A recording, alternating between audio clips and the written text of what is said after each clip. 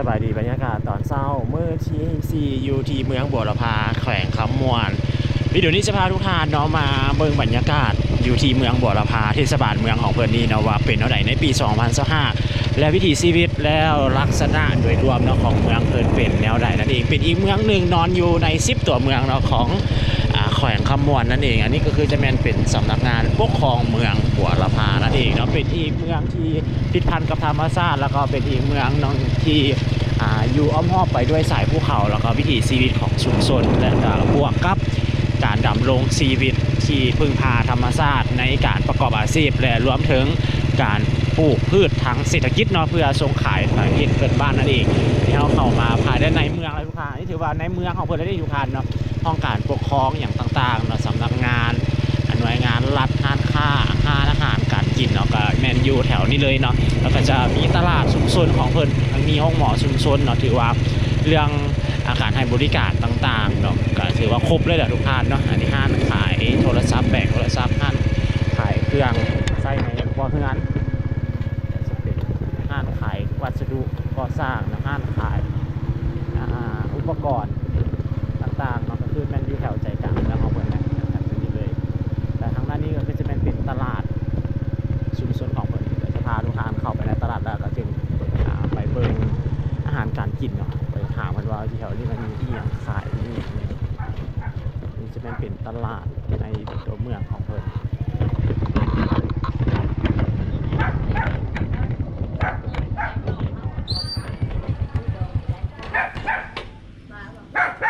สบายดีห้องเอ้ยว่ะห้องเอ้ยมาเกี้ยงโลเท่าไหร่ปะมาเกี้ยงโลเท่าไหร่โลหะบ่เห็นไผไป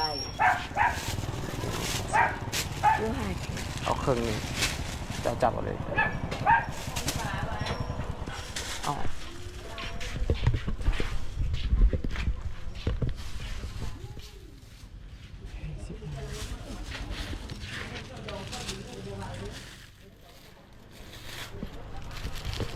คือบ่เอาโลเลยให้อันนี้บอกบ่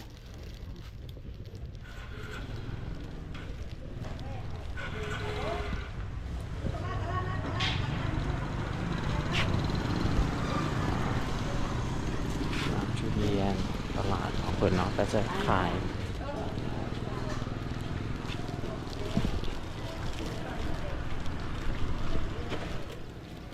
ตลาดทุกขันยางเลาะตลาด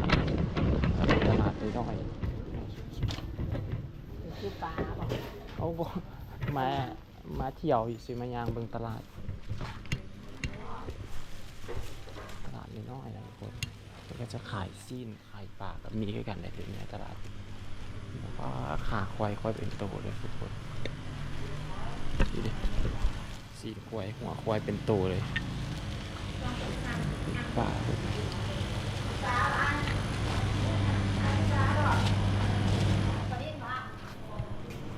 โลเท่าไหร่ปลาถือว่าแพงก็ค่อยมาเที่ยวตาดแล้วมาแวะตลาดมาเที่ยวตลาดคือบ่ตลาดมานักโตป่ามา กองอาทิตย์เขามาเที่ยวเมืองบัวลพาที่ซื้อ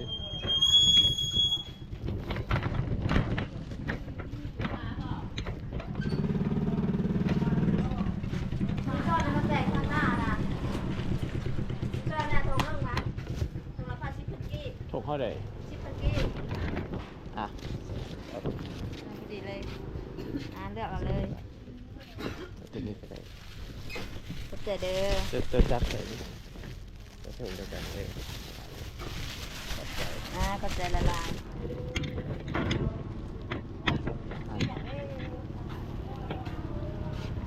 สลีถงเข้าเลยเลยสลีเขาเหนียว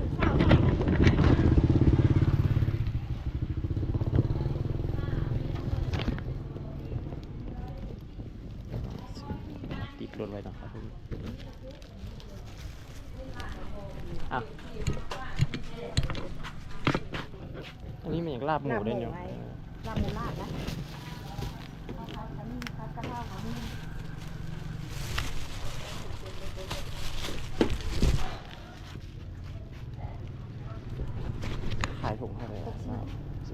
ข้าว ข้าวลานาผัดกะเพราหมูกล่อง ค่ะ ละ20,000 ถ้าเอาแต่ข้าวอยู่ซื้อเด้ ฮะ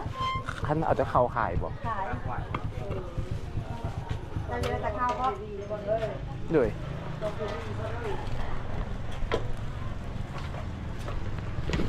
ให้เป็นข้าวฟอกเลยอ่า ซื้ออย่างไอ้ทหารคนล่อเอาบ่ลำเลย เอา ซื้อไปต้องการทหาร ก็ดีเท่าไหร่ ต้องให้เป็นทหารคนมุทหารนอกบ้านทหารคนเลยนะ 30 มาจะต้าตะบนนี้มาเลย ยังหากเอาจากงานพักแล้วก็มันเลาะตลาด ไปเลยเข้าต้านแล้วก็เข้าต้านออกต้านแล้วก็ไปชั้นน้ำร้อนเลยเบาเอ้ย โดย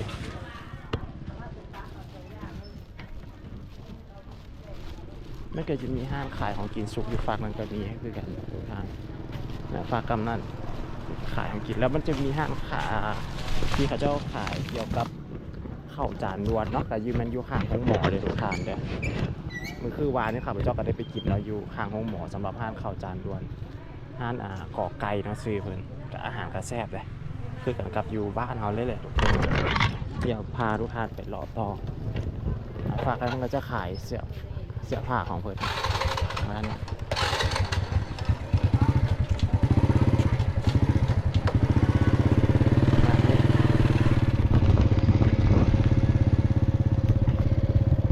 ตลาดก็นิดน้อยเนาะทุกคนตลาดชุมชนเนี่ยต้องขายเผยขายข้าวเปียก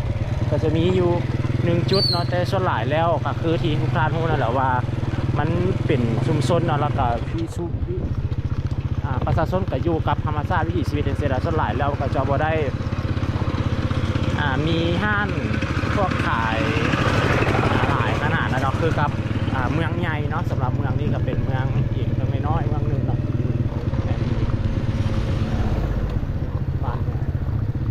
เดี๋ยวข้ามทางก่อนเนาะรถมาส่วนหนาวซื่อ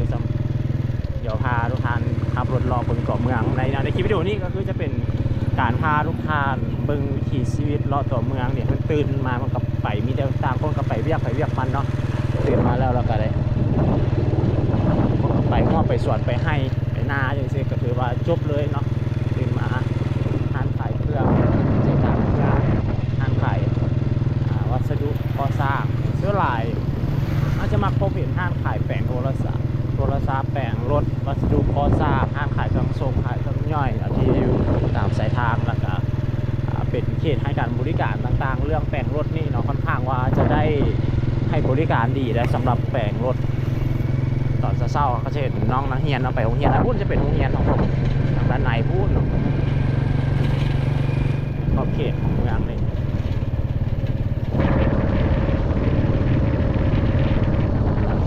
ติดกันกับสายภูเขาเนี่ยทุกคนจะเห็นมาพูดทางด้านหลังตอนเช้าอากาศเย็นฟ้าแมนเป็น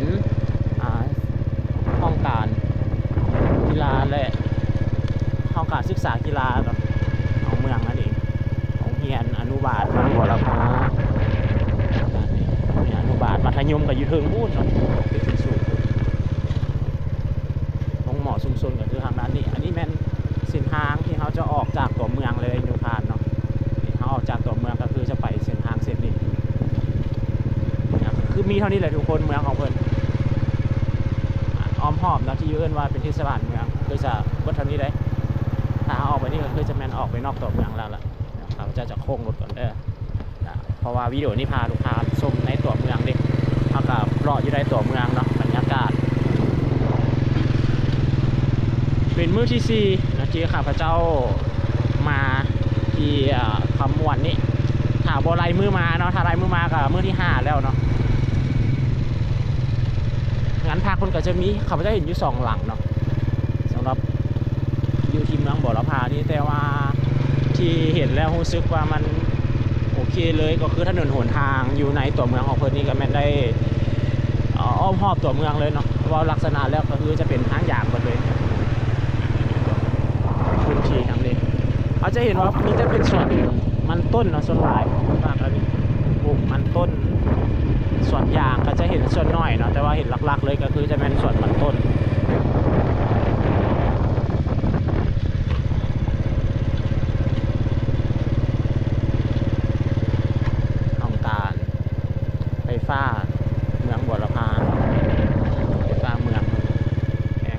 จินดาพรเนี่ยงานพักที่เขาจะรออยู่เนาะต่อมาก็จะเป็นห้องหมอเมืองเพิ่น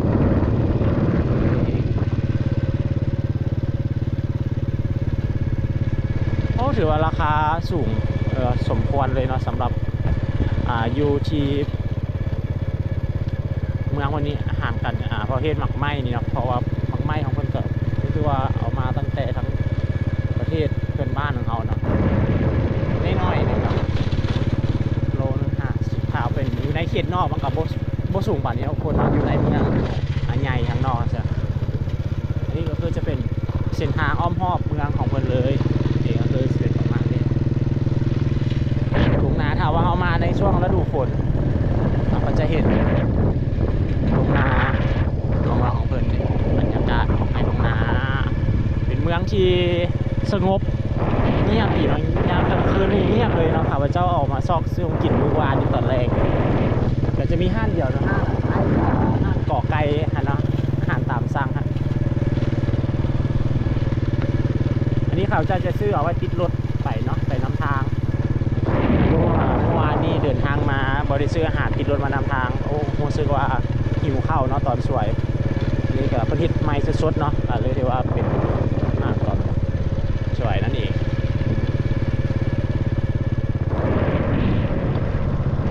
ก็จะเห็นว่ามีหัวกับแพงสูงหัวใหญ่เนาะส่วนหลายมันก็จะเป็นแบบอยู่ร่วมกันมีงานเป็นโดเลยลักษณะงานก็จะเป็นงานไม้เนาะซันลุมอาจจะเป็นก็นี่เป็นห้านอาหารงานบันเทิงเนาะภายในเมืองของเพิ่นสอดออกมาต่างๆเส้นทางมานี่ไปหัวไปสวนเบิดละทุกคนตอนสวยแบบนี้เงียบไปเบิดแล้วเนาะ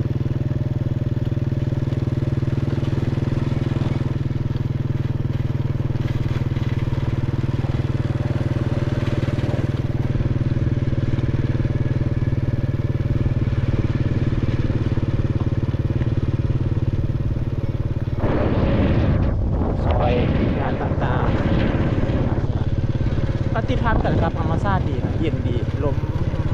หน้ายูดีแล้วข้าพเจ้าว่าก็โอเคเลยเดี๋ยวเรานักงานกำลังไปตรงนี้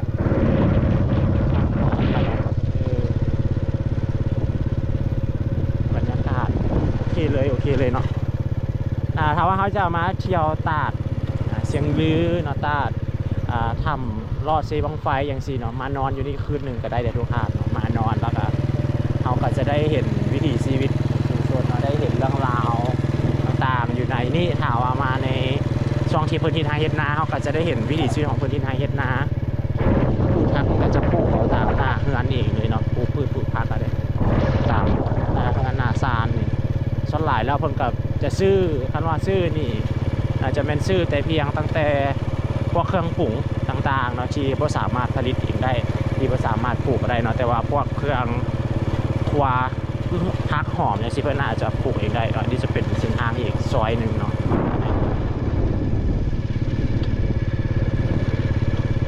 นี่คือบรรยากาศเนาะของเมืองบัวละพา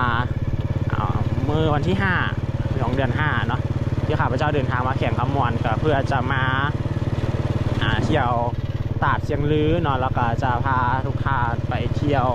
ทำน้ำลอดเซบังไฟนั่นเองมี2สถานที่เนาะท่องเที่ยวอยู่ในเมืองของเพิ่นนี่ทุกท่านเขาก็จะสังเกตเห็นว่าแต่ละงานมันก็จะมีการปลูกผักพวกเฮือนนั่นเองเนาะผักสมุนไพรพวกหอมลาบหอมบัวหอมป้อมพวกหอมสิงไคอย่างต่างๆแบบนี้เนาะ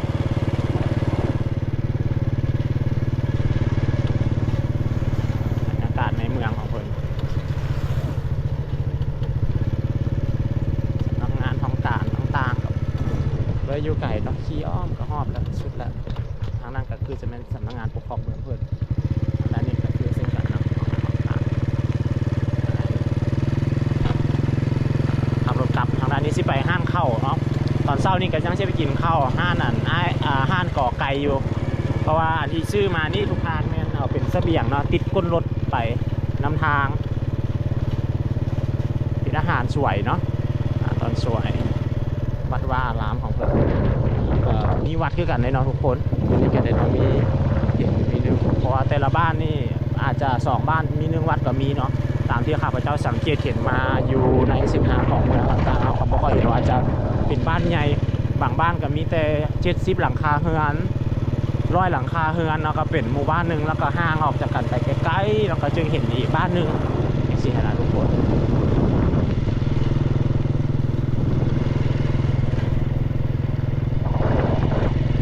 ทุกหลังคาเรือนเนาะเพิ่นก็จะมีกำแพงแล้วเพิ่นก็จะเห็นว่าเพิ่นจะมีเอิ้นว่าเพิ่นปลูกสวนครัวเนาะปลูกผักสวนครัวของเพิ่นเลย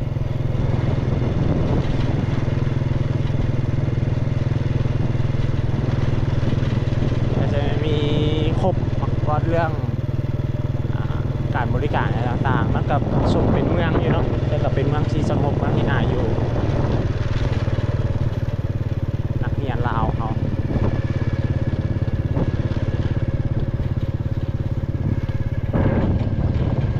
ปฐมสมบูรณ์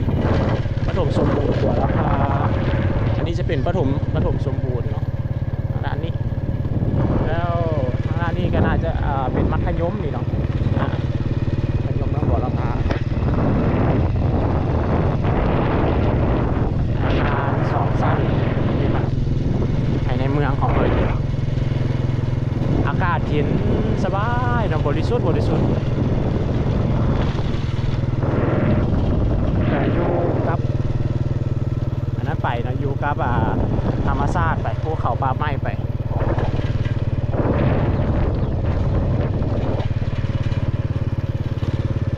ห้องหมอนะครับแล้วก็จะเป็นเงินพักนะที่ข้าพเจ้าพักอยู่ครับด้านนี้หาทานไปกินข้าวก่อนแล้วก็จึงจะออกเดินทางต่อเพราะว่าสิไปตาดเชียงลือก่อนเนาะแล้วก็จึงจะออกไปเมืองไซบัวทองแล้วก็จะไม่ใช่เดินทางไปเมืองน้ากายต่อเนาะสาธารณสุข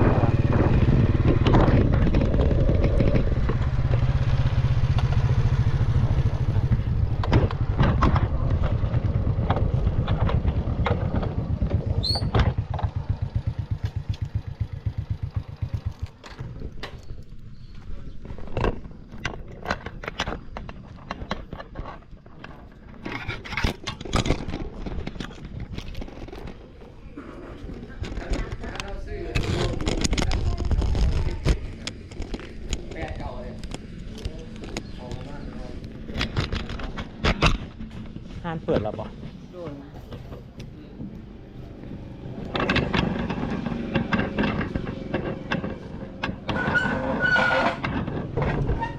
หอดแล้วอาหารนะว่ากินอาหาร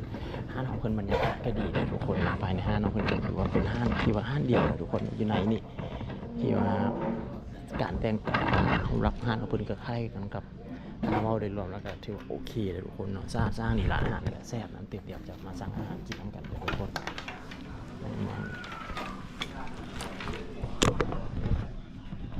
ลักษณะของห้างเนาะเพิ่นได้มาแล้วนี่ก็คือจะเป็นข้าวคั่วผักรวมเนาะของเพิ่นมันก็จะมีผักมีซีนมีหลายๆผักทุกคนเนาะอาหารเช้าๆแบบนี้เฮากินต้องกินแบบสบายๆเราไปกินแบบมันย่อยยากเรากินแบบย่อยง่ายๆสำหรับเขาเจ้าคิดว่ามากินประมาณนี้ได้แล้วก็เพื่อนก็จะให้มาจะมีนี่น้ำปลาเผ็ดนะก็จะเป็นน้ำซุปนี่อันนี้บุเกียวเด้ออันนี้บุเกียวก็จะให้เข้ามาฮ้อนๆเลยกินตอนเช้าๆแนะนำทุกท่านถามว่าได้มาเมืองบัวลำพามาหานี่เลยเด้อเขาเจ้าแซ่บนำมาซ้ำแล้วอาหารการกินออกเป็นเมนูก็มีหลากหลายที่สำคัญก็มีแต่เขาอาหารแซ่บๆทั้งนั้นเลยนะน่ากินทั้งนั้นเลยซีนของเพิ่นอันนี้จะเป็นข้าวคั่วผักใส่ซีนราดหน้าเนาะ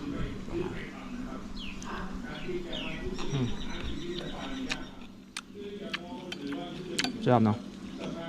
ได้กินหอมพริกไทยได้กินหอมพริกไทยได้กินหอมผักหอมมาซีส่วนหลายว่าส่วนใหญ่เนาะที่ข้าพเจ้ามาส่วนใหญ่ก็จะแวะกินอาหารพวก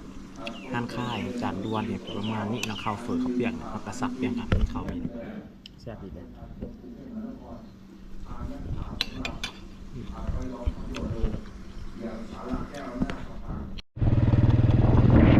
กลับไปงานพักทุกคนวันนี้ไปอาบน้ำเกี่ยมเครื่องแล้วก็ไปตาดเชียงลือหลังจากนั้นก็จึงเดินทางออกจากเมือง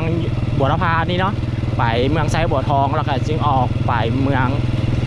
มหาไซแล้วก็จึงออกไปไซเมืองยมราชแล้วก็จึงต่อออกไปไซ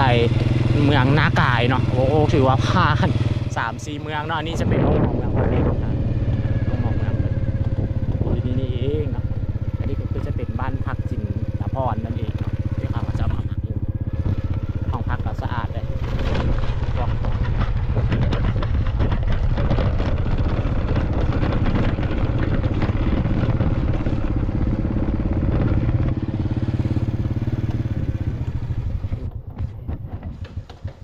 อันนี้ก็ถือว่าจบ1 ทริป1 วิดีโอบน1 ทริปนะทุกคนที่นำพาทุกท่านเนาะเดินทางมาเที่ยววิธีเมืองบัวลำพาก็คือพาทุกท่าน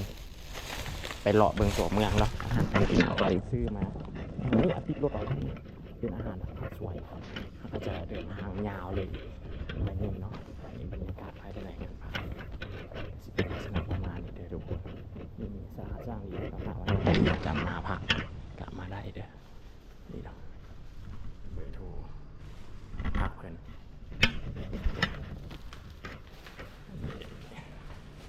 เดี๋ยวหาทางเข้าไปเบิ่งทางด้านใน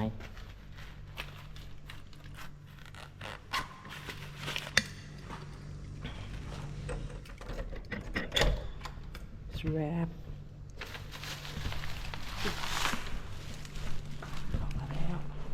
อย่างบรรยากาศมันก็จะเป็นเตียงคู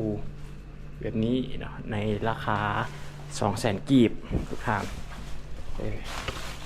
ราคา 200,000 กีบมีเป็นห้องแอร์อำนวยความสะดวกทุกอย่างเนาะห้องน้ำก็สะอาดดีได้เป็นประมาณนี้